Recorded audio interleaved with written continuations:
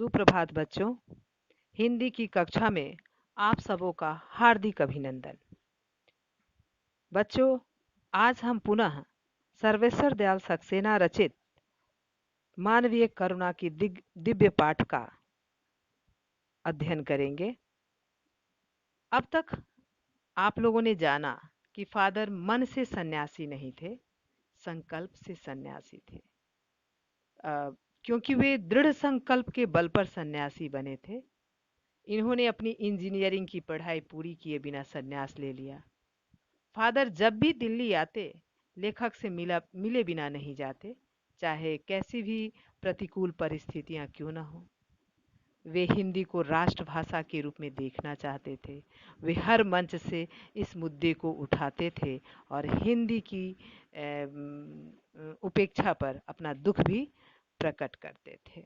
चलिए, पाठ आगे इस प्रकार है। आज वह नहीं है, दिल्ली में बीमार रहे और पता नहीं चला। लेखक को पता नहीं चला कब वो बीमार पड़े और उनकी मृत्यु हुई। बाहें खोलकर इस बार उन्होंने गले नहीं लगाया। हमेशा लेखक को देखते हैं या किसी भी प्रियजन को जब वो देखते थे तो बाहें खोलकर उसको गले लगाते थे, आलिंगन करते थे, प्यार से मिलते थे। जब देखा तब ये दोनों बाहें दोनों हाथों की सूजी उंगलियों को उलझाए ताबूत में जिस्म पर पड़ी थी। तो जब उन्होंने देखा फादर को तो उनकी मृत्यु हो चुकी थी और दोनों जो हाथ की जो सूजी हुई माने फूली हुई उंगलियां थी वो जिस्म पर पड़ी हुई थी। जो शांति बरसती थी वह चेहरे पर, जो इनके चेहरे पर शांति थी आज स्थिर हो गई थी। तरलता जम गई थी, जो करुणा थी वह भी जम गई थी।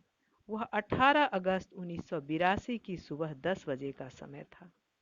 दिल्ली में कश्मीरी गेट के निकलसन कब्रगाह में उनका ताबूत एक छोटी सी नीली गाड़ी में से उतारा गया।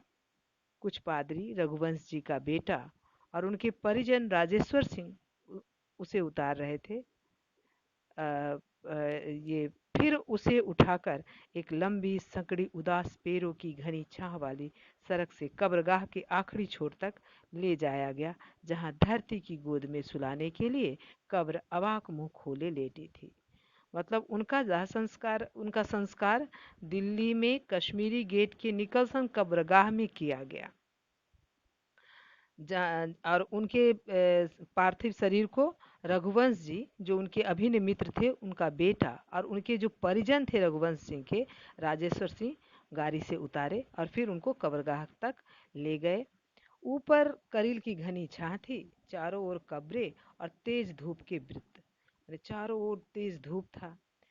उसमें जैनेन्द्र कुमार, विजेंद्र स्नातक, अजित कुमार, डॉक्टर निर्मला जैन और मसीही समुदाय के लोग, पादरीगण उनके बीच गैरिक बसन पहन के, गैरिक मतलब गेरुआ वस्त्र पहने, इलाहाबाद के प्रसिद्ध विज्ञान शिक्षक डॉक्टर सत्य प्रकाश और डॉक्टर रघुवंश थे, जो अकेले उस सकरी सड़क की ठंडी उदासी में बहुत पहले से खामोश, दुख के किन्हीं अपरिचित आहतों से दबे हुए थे, सिमट आए थे कब्र के चारों तरफ। मतलब यहाँ पर बहुत सारे साहित्यकार, जैनेन्द्र कुमार, विजेंद्र स्नातक, अजित कुमार, डॉक्टर निर्मला जैन और बहुत सारे मसीही समुदाय के पादरीगण उनके बीच में थे। डॉक्टर ये इलाहाबाद के प्रसिद्ध विज्ञान के शिक्षक डॉक्टर सत्य प्रकाश थे, डॉक्टर रघुवंश थे, जो अब उनके अभिन्न मित्र नहीं रहे। इस कारण से वो सभी बहुत ही उदास और कब्र के आसपास खड़े थे। चलिए बच्चों, गृह कार्य नोट करें। फादर कामिल बुल्के को भारतीय संस्कृति का अभिन्न अंग किस प्रकार कहा गया है? दूसरा प्रश्न,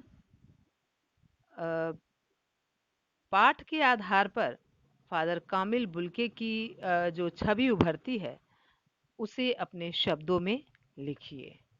चलिए, आज के लिए इतना ही। धन्यवाद।